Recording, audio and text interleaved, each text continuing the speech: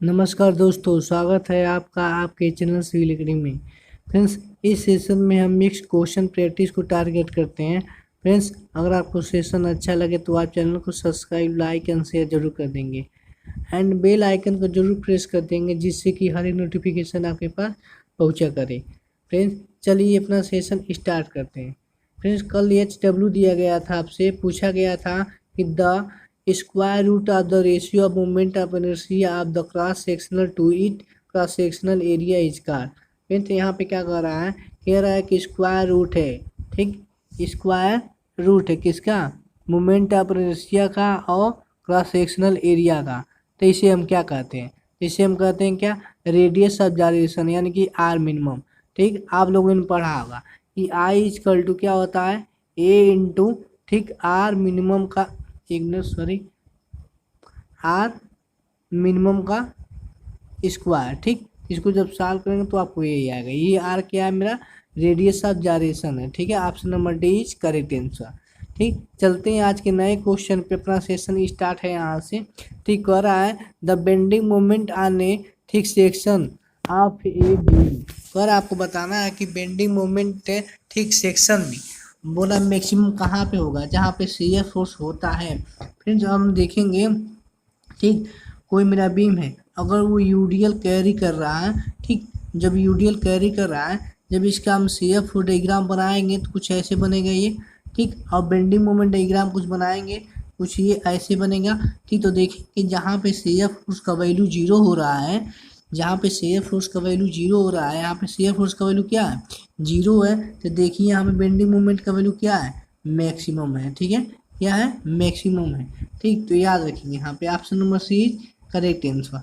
चलते हैं next question पे। नेक्स्ट क्वेश्चन बोला the sub classification of the sedimentary rock. यहाँ पे बताना है आपसे सब क्लासिफिकेशन सेडिमेंट्री रॉक का। तो हमारा जो सब क्लासिफिकेशन सेडिमेंट्री रॉक का होता है वो मैकेनिकल, केमिकल और ऑर्गेनिक होता है। Option number B is correct answer. Sedimentary rock का जो एग्जाम्पल लाइम स्टोन हो गया, ठीक, लाइम स्टोन हो गया और सैंड स्टोन हो गया। ठीक है, ये सब जो हमारा स्टेडिफाई रॉक है सब क्या है, सेडिमेंट्री रॉक के एग्जाम्पल है। नेक्स्ट क्वेश्चन चलते हैं। कह रहे हैं पिग्माइट जो मेरा किसका एग्जाम्पल है, पिग्माइट एक प्रकार का इंजीनियस रॉक है। क्या, इंजीनियस रॉक है पिग्माइट। तो अब उसमें देखना है कि पिग्मेंट में कौन है, इंट्रेसिव है कि एक्सट्रेसिव, इंट्रेसिव की एक्सट्रेसिव, यहाँ पे बताना है। तो देखिए पिग्माइट जो समझिए एक प्रकार ग्रेनाइट मार्बल जो होता है मेरा क्या, ठीक, इंट्रेसिव है। इंट्रेसिव का मतलब हो गया जो क्या, ठीक, सरफेस पे नहीं आते, सरफेस के नीचे जो है, सरफेस के ऊपर अगर आ जाएंगे तो स्ट्रेसिव हो गए। तो यहाँ पे पिग्माइट मेरा क्या है, इंजीनियस रॉक है, उसमें कौन सा रॉक है, इंट्रेसिव रॉक है। Option number C is correct answer. ठीक, नेक्स्ट क्वेश्चन में चलते हैं। कर the expected turn, the expected out turn बताना है। ठीक है, reinforcement brick per mason per day.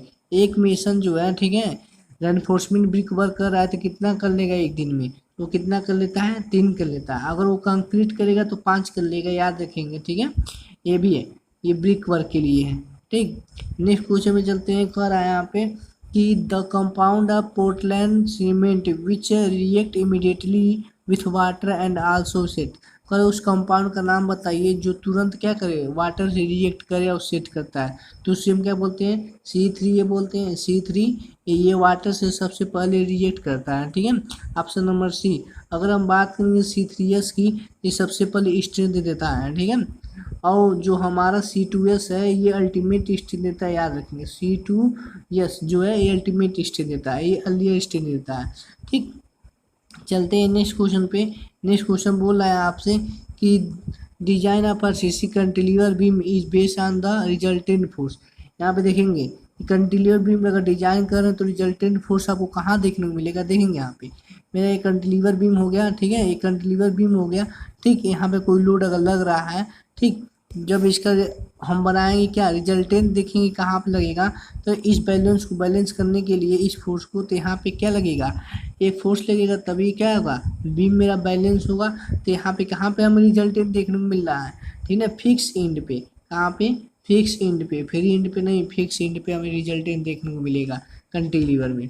Next question चलते हैं, कह रहा कि आफ्टर, ठीक, pre stage process in completed, कह रहा है जब हमारा प्री स्टेज प्रोसेस जो कंप्लीट हो जाता है तो उस कंडीशन में बताना आपको कौन सा लॉ देखने को मिलता है। ठीक, तो श्रिंकेज ऑफ कंक्रीट ये भी देखने को मिलता है, कंक्रीट हमारा श्रिंक कर जाते हैं। फिर इलास्टिक शॉर्टनिंग ऑफ कंक्रीट ये भी देखने को मिलता है, क्रीप ऑफ कंक्रीट ये भी देखने को मिलता है, क्रीप ऑफ स्टील ये भी देखने को मिलता है। तो क्या हो जाएगा यहाँ पे, हो जाएगा मेरा क्या, ऑल ऑफ दी एबव। ठीक, ऑल ऑफ दी एबव यानी कि ABCD चारों हमें लॉस देखने को मिलता है प्री स्टेज कंक्रीट में। ठीक है, चलते हैं नेक्स्ट क्वेश्चन पे। नेक्स्ट क्वेश्चन बोल रहा है कि the minimum head room over stair must, कर यहाँ पे मिनिमम हेड रूम बताइए। ठीक है, जो सीढ़ी के ऊपर होता है तो कितना उसकी हेड होना चाहिए, तो होना चाहिए 210। कितना होना चाहिए, 210। कल अपने वीडियो में बताए थे, ये राइज हो गया, इटरेट हो गया। ठीक, तो इससे पूछा था गया था कि हॉरिजॉन्टल पोर्शन को क्या कहते हैं, ड्यूटरेट कहते हैं। ये राइज हो गया, जो मेट्रेट होता है वो कितना होता है याद रखेंगे। ठीक है, 25 से 30 के बीच में वेरी करेगा। ठीक, और जो मेरा राइज है ये 16 से 20। ठीक, और कभी कभी पूछ जाता है कि जो स्टेयर उसमें कितना पिच दिया जाता है, कितना से अधिक नहीं होना चाहिए। तो पिच जो होता है, जो हॉरिजॉन्टल से एंगल बनाता है जो स्टिंगल बीम है, ठीक, तो ये हमारा पिच कहलाता है। कितना होता है, 40 डिग्री होता है। चलते हैं नेक्स्ट क्वेश्चन पे। नेक्स्ट क्वेश्चन बोल रहा है यहाँ पे, the steel generally use in RCC work, steel हमारा जो है RCC में क्यों यूज होता है, क्योंकि ये स्टेनलेस है या माइल्ड स्टील है, कि हाई कार्बन स्टील है, हाई टेंशन स्टील है। जो हमारा स्टील जो है RCC में यूज होता है उसे हम कहते हैं माइल्ड स्टील। ऐसा क्यों, क्योंकि ये जो है माइल्ड स्टील, इसमें डक्टिलिटी ज़्यादा होती है। ठीक है, ये डक्टिलिटी ज़्यादा होने की वजह से हम क्या करते हैं, माइल्ड स्टील को यूज करते हैं। ठीक, नेक्स्ट क्वेश्चन में चलते हैं। नेक्स्ट क्वेश्चन बोल रहा है यहाँ पे कि the allowable tensile stress in mild steel स्टीरअप reinforcement concrete. Friends यहाँ बताना है आपसे कि अलाउबल जो टेंसाइल स्ट्रेस होता है माइल्ड स्टील के लिए, ठीक है, वो भी स्टीरअप कंडीशन में पूछा है। Allowable tensile stress in mild steel स्टीरअप reinforcement concrete कितना लेते हैं, वो लेते हैं 1400 kg, यानी कि 140 से अपने यूनिट पे देखा होगा तो 140 देखे होंगे, 140 न्यूटन प्रति mm स्क्वायर लेते हैं, 1400 kg पर centimetre square. Option number A is correct answer. Friends, अगर आपको सेशन अच्छा लग रहा तो आप चैनल को सब्सक्राइब, लाइक एंड शेयर जरूर कर देंगे, एंड ज़्यादा से ज़्यादा अपने फ्रेंड सर्किल में भी शेयर कर देंगे। चलिए इसके आंसर बताइए। द प्रोसेस ऑफ, ठीक, incorporating change and rescheduling and the replanning. Friends यहाँ पे देखेंगे रीशेड्यूलिंग और रिप्लानिंग का मतलब क्या होता है, ठीक, उससे बनाना और उससे क्या करना, रिप्लानिंग करना। तो इससे हम क्या करते हैं, इस प्रोसेस को क्या कहते हैं, इसे हम कहते हैं अपडेटिंग कहते हैं इसको, रीशेड्यूलिंग और रिप्लानिंग को। इस प्रोसेस को हम कहते हैं क्या, updating. Option number C is correct answer. Next question चलते हैं, कह रहे हैं यहाँ पे कि the point of control fracture point जो हमें कहाँ देखने को मिलता है, तो कहाँ पे देखने को मिलता है, जब बेंडिंग मोमेंट अपना साइन चेंज करे वहाँ पे देखने को मिलता है। लेकिन तो बात सही, लेकिन पूछा किस बीम में हमें देखने को मिलता है ये, तो आपने वो देखा होगा जब ओवर हैंगिंग का केस पढ़ा होगा आपने, तो ओवर हैंगिंग के केस में देखा होगा। ठीक है, कुछ ओवर हैंगिंग केस में कुछ देखा होगा, ऐसे गए इधर फिर ऐसे देखेंगे यहाँ पे। ठीक है, तो कहाँ देखने को मिलता है हमें ये पॉइंट, ठीक, जहाँ पे ये ओवरहैंगिंग के केस में हमें पॉइंट ऑफ कंट्रोल फ्रैक्चर देखने को मिलता है। ठीक है, नेक्स्ट क्वेश्चन में चलते हैं। इसका क्या हो जाएगा, करेक्ट आंसर हो जाएगा option number C correct answer. चलते हैं नेक्स्ट क्वेश्चन पे। नेक्स्ट क्वेश्चन बोला section modulus of hollow circular section having external dia, ठीक, D and internal dia small D. तो यहाँ पे देखिए सेक्शन मॉडुलस के बारे में पूछ रहा है, इसके बारे में सेक्शन मॉडुलस के बारे में पूछ रहा है। तो क्या हो जाएगा मेरा, यही तो होता है सेक्शन मॉडुलस, यानी कि जेड इक्वल टू क्या हो जाएगा, I/Y। ठीक, I/Y हो जाएगा। तो I का वैल्यू क्या आ जाएगा, पाई, ठीक है, डी के पावर 4 माइनस स्मॉल डी के पावर 4 बटा 64। ठीक, ये तो I हो गया। Y हो जाएगा क्या, जो 12 डायमीटर उसके आधा, 12 डायमीटर का हो जाएगा उसका आधा। ठीक, जब इसको आप सॉल्व करेंगे तो 2 से 64 कट जाएगा, आ जाएगा कितना 32, और ये डी चला जाएगा यहाँ पे। तो हो जाएगा मेरा क्या पाई डी के पावर 4 माइनस स्मॉल डी के पावर 4 बटा 32 capital D. Option number C is correct answer. Next question चलते हैं, कर the loss of stage with the time at constant strain. Friend देखिए इंपॉर्टेंट क्वेश्चन है, कह रहे हैं यहाँ पे टाइम जो मेरा कांस्टेंट है स्टेन पे, तो आप बताना है कौन सा लॉस देखने को मिलता है। ठीक है, तो हमें उससे क्या कहते हैं, उससे कहते हैं रिलैक्सेशन। क्या बोलते हैं, रिलैक्सेशन बोलता है। क्रीप बोले, क्रीप तो मेरा क्या एक कांस्टेंट लोड पे होता है, लेकिन समय के कारण जैसे जैसे समय बढ़ता है बढ़ेगा तो हमें क्रीप देखने को मिलता है इसमें। ठीक, तो यहाँ पे क्या बोलता है, losses of stage with the time of constant strain. ठीक है, तो उससे हम बोलते हैं क्या, उसे हम बोलेंगे रिलैक्सेशन, याद रखेंगे। Option number A is correct answer. Next question चलते हैं, कह रहा है as per IS 456-200 minimum grade of concrete plain concrete expose to sea coast. Sea coast के लिए पूछ रहा है यहाँ पे, ठीक है, PCC हुआ है तो सी कास्ट के लिए पूछ रहा है मिनिमम ग्रेड कंक्रीट कौन सा यूज करेंगे, तो हम करते हैं क्या M20 हम यूज करेंगे सी कास्ट के लिए जब आपने प्लेन कंक्रीट यूज किया है। नेक्स्ट क्वेश्चन चलते हैं, कर for connecting lacing flat to column, ठीक, section with 18 mm diameter bolt and minimum with a plate require. पूरा यहाँ पे कितनी चौड़ाई, मिनिमम चौड़ाई बताइए प्लेट की कितना होता है, वो होता है मेरा क्या 5 इंटू डी। एज होता है प्लेट की जो चौड़ाई निकालते हैं, ये स्टील का क्वेश्चन है, जो प्लेट की चौड़ाई निकालते हैं ये 5 इंटू डी होता है। 5 हो गया इंटू डी कितना दिया है 18 हो गया, तो 18 गुणे 5 करेंगे तो कितना आएगा 90, 18 25 90 में हम आ जाएगा। ठीक है, option number D is correct answer. चलते हैं नेक्स्ट क्वेश्चन पे। नेक्स्ट क्वेश्चन बोल रहा है, if L is the length of the weld and S is the size of weld, then the effective length क्या देखने को मिलेगा, तो इफेक्टिव लेंथ जो हमें देखने को मिलता है स्मॉल l इजकल टू क्या L माइनस 2S। यस क्या मेरा वेल्ड साइज है, L हो गया क्या लेंथ हो गया, तो हो जाएगा क्या L minus 2S। Option number A is correct answer. Next question पे चलते हैं। नेक्स्ट क्वेश्चन बोल रहा है यहाँ पे the liquid limit and plastic limit sample 40% and 30% respectively. If 20% of the soil finer than 0.002 mm, then the activity ratio क्या होता है, देखेंगे यहाँ पे एक्टिविटी रेशियो जो मेरा होता है वो क्या होता है IP डिवाइडेड बाई क्या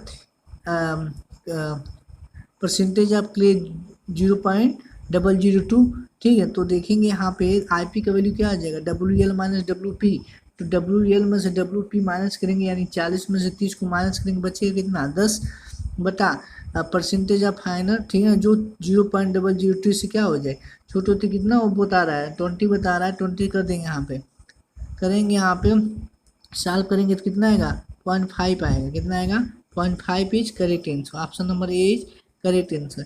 सॉइल मैकेनिक्स का क्वेश्चन है, चलिए इसका आंसर बताइए।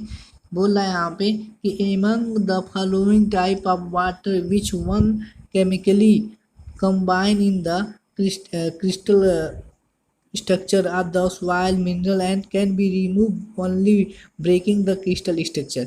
फ्रेंड्स अच्छा क्वेश्चन है ये, पर उस पानी का नाम बताइए, उस वाटर का नाम बताइए, ठीक है, जो हमारे केमिकली क्या होता है कंबाइन होता है क्रिस्टल स्ट्रक्चर में, और इसे mineral and can be remove, अगर रिमूव करना होता है तो breaking of the crystal structure करेंगे तभी क्या होगा रिमूव होगा, तो उससे हम कौन सा वाटर बोलते हैं हाइड्रोस्कोपिक वाटर बोलते हैं, स्ट्रक्चर वाटर बोलते हैं, या कैपिलरी वाटर बोलते हैं, या एब्जॉर्ब वाटर बोलते हैं। बताएं कौन सा वाटर बोलते हैं, तो उससे हम बोलते हैं स्ट्रक्चर वाटर। कौन सा वाटर, स्ट्रक्चर वाटर एक ऐसा वाटर है जो हमेशा कंबाइन होता है केमिकली कंबाइन होता है ये। ठीक है, अगर इसे रिमूव करना है तो हम क्या करेंगे क्रिस्टल को स्ट्रक्चर को रिमूव करना पड़ेगा। बताइए इसका आंसर।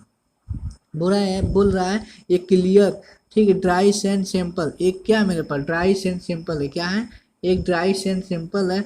बोला है उसका शेयर स्टेज, ठीक है, एंड नॉर्मल स्टेज कितना दिया है, वो दिया है मेरा क्या इक्वल दिया 120, यानी शेयर स्टेज और नॉर्मल स्टेज कितना दिया है 120 दिया है। तो बोल रहा है यहाँ पे क्या निकालना है, ठीक है, उस कंडीशन में आपको निकालना है थीटा का वैल्यू कितना होगा, तो थीटा इजकल टू देखेंगे यहाँ पे, तो हमारा जो स्ट्रेंथ हो जाएगा yes is equal to C plus या सिग्मा इंटू 10 5, ठीक। यहाँ पे देखिए, यहाँ पे सेंड है तो सेंड के लिए सी का वैल्यू 0 हो जाएगा और यस का वैल्यू और नॉर्मल स्टेज का वैल्यू, तो क्या दोनों नॉर्मल स्टेज एंड ये स्टेज का वैल्यू जो दिया है क्या इक्वल है 120 के, तो 120 ये भी हो जाएगा इक्वल टू 120 ठीक इंटू 10 5, 120 से 120 का बचेगा 1 इंटू 10 5 5, जब इसको इधर करेंगे ठीक 5 का वैल्यू कितना आ जाएगा 45 डिग्री आ जाएगा, कितना आ जाएगा 45 डिग्री आ जाएगा ठीक। 45 डिग्री यानी कि ऑप्शन नंबर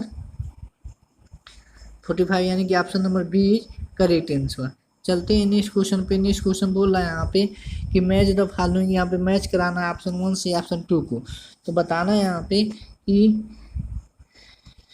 जो मेरा ऑप्टिमम मॉइस्चर कंटेंट है ठीक, इसमें क्या होता है वाइब्रेटर लोअर या जीरो एयर वाइड लाइन, तो ऑप्टिमम मॉइस्चर कंटेंट ठीक, इससे हम क्या करते हैं मैक्सिमम ड्राई डेंसिटी प्राप्त होती है, यानी कि ए का क्या हो जाएगा, ए का मेरा हो जाएगा थर्ड ठीक। Moisture maximum dry density vibratory lower से क्या होता है, ये कोर्स जो कोर्स वाल होता है उसका हम क्या करते हैं उसके लिए करते हैं वाइब्रेटरी लोअर, यानी कि क्या हो जाएगा कंपैक्शन ऑफ द कोहेजू या compaction of the granule soil. ये बताइए किसका होगा, कोहेजू का होगा ग्रेनुअल का होगा, नहीं ये किसका होता है ये ग्रेनुअल का होता है, याद रखेंगे कोहेजू का नहीं होगा। फिर बोला है यहाँ पे क्या जीरो एयर वाइड लाइन, तो जीरो एयर वाइड लाइन में हमें क्या देखने को मिलता है सॉइल जो है फुल्ली सेचुरेटेड 100% है ठीक, यानी कि सी का क्या हो जाएगा, सी का हो जाएगा मेरा 5।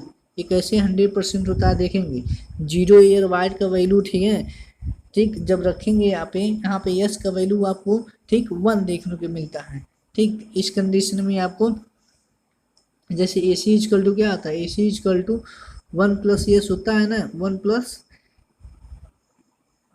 नहीं 1 माइनस है ठीक है। ए सी का वैल्यू जब 0 देंगे ठीक, तो यहाँ पे यस का वैल्यू यस इजकल टू क्या आ जाएगा 1 हो जाएगा, और यस का वैल्यू 1 किसके लिए होता है सेचुरेटेड सॉइल के लिए होता है, किस पे हो जाएगा ये कौन सा ऑप्शन हो जाएगा देखते हैं इस पे, ऑप्टिमम मॉइस्चर कंटेंट का थर्ड, यानी कि ए का थर्ड इसमें दिया इसमें दिया। फिर बोला है वाइब्रेटरी लोअर हम ग्रेनुअल सॉइल के लिए यानी कि 2, बी का 2 ठीक। थर्ड पे देखते हैं जीरो एयर वाइड पे क्या होता है मैक्सिमम सॉइल हमारा फुल्ली सेचुरेटेड रहता है, यानी 1 सी का 5 ये ठीक है, option number C is correct answer. चलते हैं नेक्स्ट क्वेश्चन पे। नेक्स्ट क्वेश्चन बोल रहा है कि द मैग्नेटिक बेरिंग ऑप्शन है नून इज ठीक, noon in 179 degree, what is the magnetic declination. अगर नून की बात कर रहा है तो उस समय सन मेरा यहाँ पर रहेगा, तो यहाँ जब करेंगे यहाँ पे ठीक है तो 179 डिग्री का एंगल बना रहा है, तो इस कंडीशन में आपको डिक्लेनेशन कितना देखने को मिलेगा, ये तो डिक्लेनेशन देखने को मिलेगा, ये कितना है 1 डिग्री देखने को मिलेगा। कहाँ पे, ये नॉर्थ हो गया ये ईस्ट हो गया, तो कहाँ देखने को मिलेगा इस साइड में ठीक, यानी कि ईस्ट में हमें 1 डिग्री देखने को मिलेगा। Option number C is correct answer. Next question में चलते हैं, कर द टाइप ऑफ सर्वे ठीक, where curvature of world also accounted for दोनों, पर उस सर्वे का नाम बताइए जिसमें कर्वेचर क्या कर दें अकाउंटेड कर देते हैं, उसे क्या बोलते हैं, उसे बोलते हैं एरियल सर्वे। एरियल सर्वे में हम जो कर्वेचर है उसे अकाउंटेड मान लेते हैं ठीक है। Option number A is option number C is correct answer. Next question में चलते हैं, कह रहे हैं यहाँ पे कि line joining point of equal dip ठीक, कुछ लाइन का नाम बताइए ठीक, जो क्या करे इक्वल डीप को ज्वाइन करे, तो इक्वल डीप को जो लाइन ज्वाइन करता है उसे बोलते हैं आइसोक्लिनिक में इक्वल डीप। अगर बोल देंगे यहाँ पे ठीक है एक क्लिनिक में क्या होता है ठीक, आप कमेंट बॉक्स बता में एक क्लिनिक का मतलब क्या होता है। यहाँ आइसोगोनी का मतलब होता है सेम डिक्लिनेशन ठीक, एगोनी का मतलब होता है क्या जीरो डिक्लिनेशन ठीक है। तो यहाँ पे इक्वल डीप पूछा है तो इसके लिए आइसोक्लिनिक हो जाएगा ठीक है। चलते हैं लास्ट क्वेश्चन आज का है ठीक है, ये पूछ रहा है in order to balance tables in which angular measurement are more precise than the linear measurement. अगर एंगुलर मेजरमेंट मेरा जो है वो क्या है मेरा ठीक, वो ज़्यादा प्रिसाइज है किससे लीनियर मेजरमेंट से, तो उस कंडीशन में बताना कौन सा मेथड आप अप्लाई करेंगे ठीक है, कौन सा मेथड अप्लाई करेंगे, तो आप इसका जवाब हम कमेंट बॉक्स में बताएंगे ठीक है। ट्रांजिट रूल या बाउंड्री रूल, इसी दोनों में से कोई एक हो सकता है ठीक। आप ये भी बताएंगे कि अगर जो मेथड अप्लाई करेंगे तो कंपास के लिए होता है कि थ्योडोलाइट के लिए होता है, ये भी कमेंट बॉक्स में कमेंट जरूर करेंगे। फ्रेंड्स अगर आपको सेशन अच्छा लगा है तो चैनल को सब्सक्राइब भी कर लेंगे और ज़्यादा से ज़्यादा अपने फ्रेंड सर्किल में शेयर भी कर देंगे। चलिए फ्रेंड्स अपना सेशन समाप्त